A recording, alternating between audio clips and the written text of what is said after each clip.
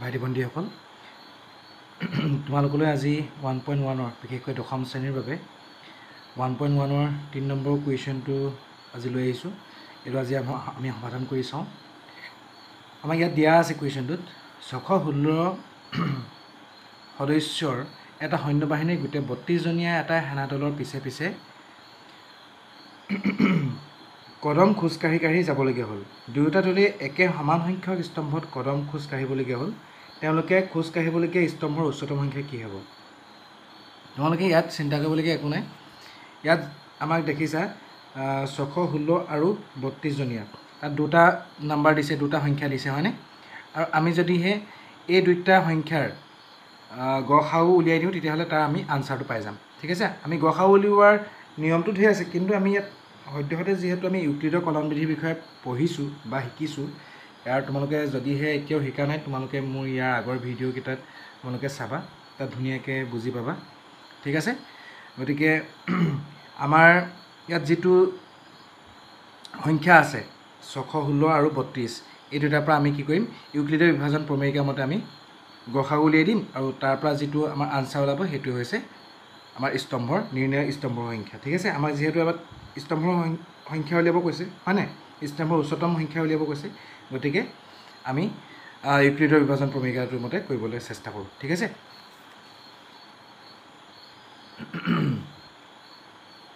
ইয়াত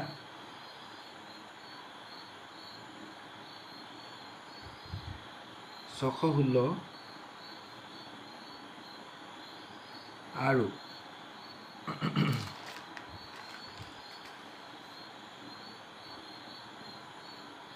32ৰ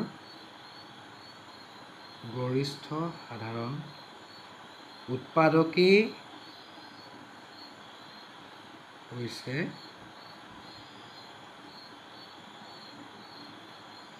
স্তম্ভৰ উচ্চতম সংখ্যা। গতিকে কুৱেশ্যন নম্বৰটো ইয়াত দি দিছোঁ যাতে কাৰো অসুবিধা নহয়। এইটো 1.1 দেই। গতিকে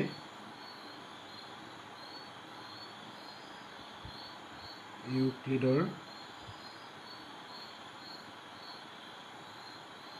বিভাজন প্ৰমেয়িকা মতে যদি কাৰোবাৰ ইউক্লিডৰ বিভাজন প্ৰমেয়িকাটো কাৰোবাৰ অসুবিধা হৈছে, তোমালোকে মোৰ আগৰ ভিডিঅ'কেইটা চাবা, গতিকে তোমালোকে তাতে ধুনীয়াকৈ বুজি পাবা। মই আগত কৈ থৈ দিয়া আছে যিহেতু। আমি পাম প্ৰথমতে আমি সংখ্যা দুটা চাই লওঁ। 616, এইটো কোনটো ডাঙৰ কোনটো সৰু আমি চাই ল'ম। তো দেখিছোঁ আমি 616টো ডাঙৰ, আৰু যিটো ডাঙৰ সংখ্যা তাক আমি কি কৰিব লাগিব? 616 আমি সৰুটোৱে ডিভাইড কৰিব লাগিব, আৰু সৰুটোৱে 616ক ডিভাইড কৰি পিনে যিমানটো আমাৰ ভাগফল পাম, ভাগফলটো আমাৰ ইয়াত পূৰণ কৰিব লাগিব, আৰু যিটো ভাগশেষ থাকিব ভাগশেষটো আমি এবাৰ লাষ্টত লিখিব লাগিব। ঠিক আছে, 616ক 32 আমি পূৰণ কৰি 32 যদি আমি হৰণ কৰোঁ তেতিয়াহ'লে 19 পাম, আৰু ভাগশেষ কি থাকিব? 8 থাকিব। তাৰপিছত আমি 32ক কৰিম, কিহে কৰিম? ভাগশেষটো কৰিম 8 কেইবাৰ যাব? 8 4 গুণ 32, আৰু লাষ্টত ভাগশেষ কি থাকিব? 0 থাকিব। এটাকে 616 আৰু 32ৰ গৰিষ্ঠ সাধাৰণ উৎপাদক হ'ব 8। ইয়াত কিয় 8 হ'ল? আমি জানো যে ইউক্লিডৰ কলনবিধিত আমি যেতিয়া হৰণ কৰি গৈ থাকোঁ, একেবাৰে যিটো টাৰ্মত, যিটো লাইনত আমাৰ ভাগশেষ শূন্য হৈ যায়, তাৰ যিটো আমাৰ ভাজক, যিটো হৰণ কৰোঁ, সেই ভাজকটোৱে আমাৰ উলিয়াবলগীয়া যিটো গসাউ হয়। ঠিক আছে, গতিকে মই ইয়াৰ বিষয়ে অলৰেডি আগত মই দিয়াই হৈছে, গতিকে তোমালোকে আগৰ ভিডিঅ'কেইটা চালে তোমালোকে গম পাবা। অ'কে, এইটো হৈছে আমাৰ 3 নম্বৰ কুৱেশ্যনটোৰ আনচাৰ হ'ব। ইয়াৰ পিছতে আমাৰ কুৱেশ্যন আছে, ইউক্লিডৰ বিভাজন প্ৰমেয়িকা ব্যৱহাৰ কৰি দেখুওৱা যে যিকোনো যোগাত্মক অখণ্ড সংখ্যাৰ বৰ্গ হয় 3m নাইবা 3m+1 আৰ্হি, য'ত m এটা কোনোবা অখণ্ড সংখ্যা। তো আমি ইয়াৰ কাৰণে একো চিন্তা কৰিবলগীয়া নাই। 1.1ত যিমানবিলাক আমাৰ অংক আছে গোটেইখিনি আমাৰ লসাগু দিয়া আছে, গসাগু দিয়া আছে, আৰু এই গসাগুখিনি আমি ইউক্লিডৰ কলনবিধিৰ সহায়ত নিৰ্ণয় কৰিব লাগে। কিন্তু তাৰে আমাৰ এটা ইউক্লিডৰ কলন বিধিৰ যিটো আমাৰ চৰ্ত আছিলে সেই চৰ্তটোৰ কথা আছে। সেই চৰ্তটো আমি ভালকৈ বুজি লোৱাটো ভালকৈ প্ৰয়োজনীয়, গতিকে তোমালোকে চাই ল'বা বুলি মই আশা কৰিছোঁ। ঠিক আছে, তো আমি এতিয়া এইটো কৰিবলৈ যাওঁ, 4 নম্বৰটো কৰিবলৈ যাওঁ। ঠিক আছে,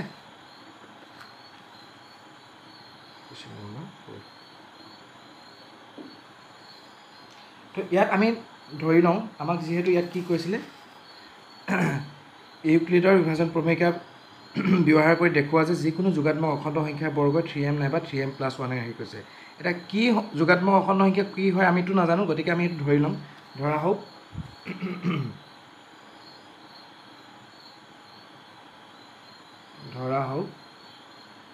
এ। ঠিক আছে, আমি এ বুলি ধৰি লৈছিলোঁ সংখ্যাটো। এ হৈছে কোনো যোগাত্মক অখণ্ড সংখ্যা। ঠিক আছে,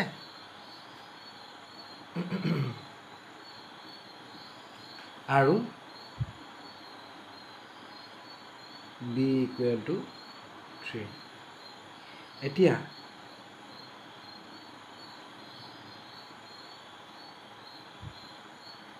a আৰু b = 3 যে পালোঁ, ইয়াৰ ক্ষেত্ৰত আমি কি কৰিম, ইউক্লিডৰ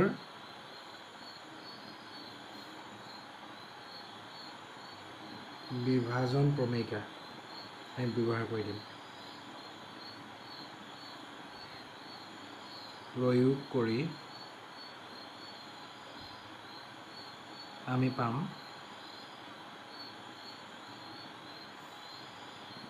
a = ইয়াত b জেগাত আমাৰ 3 আছে, গতিকে 3q + r ধৰিম। ঠিক আছে, য'ত আমাক কি দিয়া আছিলে, 0, আমি চৰ্তটো জানো নহয়, শূন্যতকৈ সদায় শূন্যৰ সমান হ'ব বা শূন্যতকৈ ডাঙৰ হ'ব। কি হ'ব, যিটো ভাগিকটো সদায় শূন্যৰ সমান হ'ব, নহ'লে বা শূন্যতকৈ ডাঙৰ হ'ব, সেইটো আমি জানো।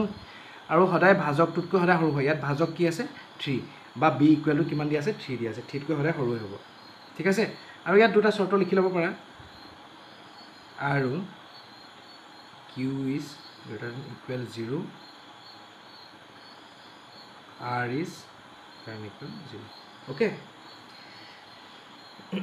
গতিকে আমি ইয়াত r কি ধৰিব পাৰিম, r কিমান ধৰিব পাৰিম, r = আমি ইয়াত কিমান ধৰিম, 3তকৈ কিন্তু সৰু হ'ব লাগিব, আৰু শূন্যৰ সমান হ'ব পাৰিব, শূন্যতকৈ ডাঙৰ হ'ব। তো শূন্যটো আমি ধৰিব পাৰিম, 1 ধৰিব পাৰিম, আৰু 2 ধৰিব পাৰিম, কিন্তু 3 ধৰিব নোৱাৰোঁ, যিহেতু আমাৰ 3 সমান নহয়, কিন্তু 3তকৈ সৰু বুলি কৈছে। ঠিক আছে, এতিয়া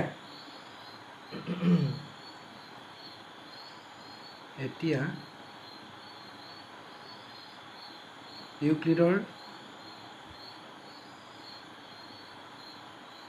বিভাজন প্ৰমেয়িকাত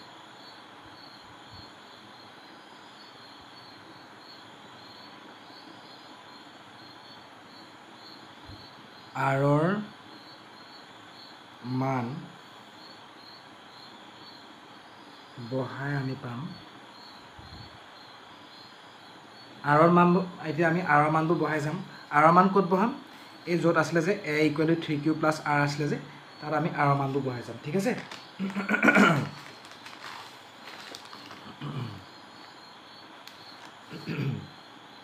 প্ৰথমতে আমি কি কৰিম, r = 0 ধৰি আমি কৰি চাওঁ, r = 0 ধৰি কৰি চাওঁ, তাৰমানে কিমান হ'ব, কিমান পাম, a = 3q + 0, তাৰমানে কি, a = 3q।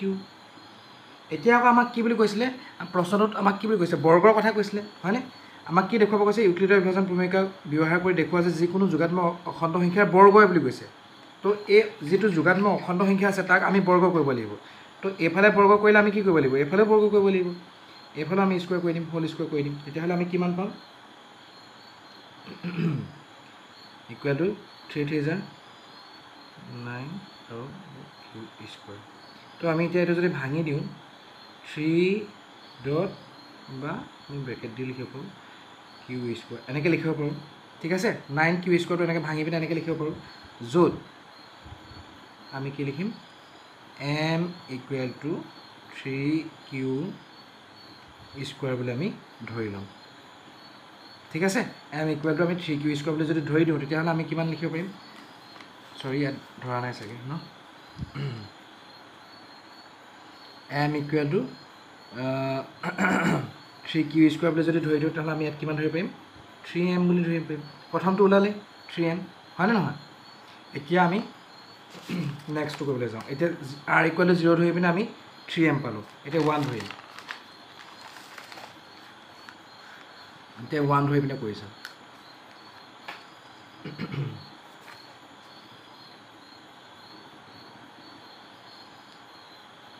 একেদৰে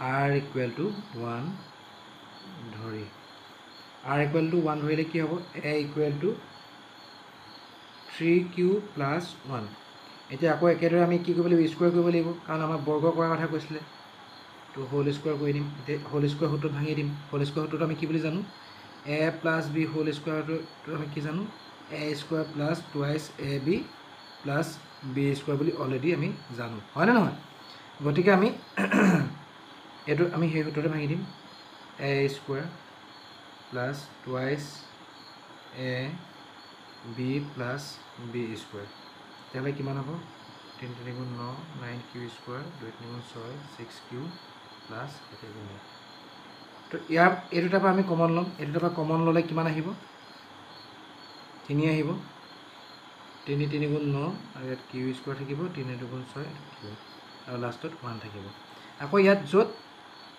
আমি কি ধৰি ল'ম m ইকুৱেল টু এই ব্ৰেকেটৰ ভিতৰত যিকেইটা আছিলে সেইকেইটা আমি m বুলি ধৰি ল'ম তেতিয়াহ'লে আমি কি লিখিব পাৰিম 3m প্লাছ 1 অলৰেডি আমাৰ আনচাৰ ওলাই গৈছে হয়নে এতিয়া আকৌ আৰু এটা ধৰিবলৈ আছিলে r ইকুৱেল টু আৰু এটা ধৰিছিলোঁ আকৌ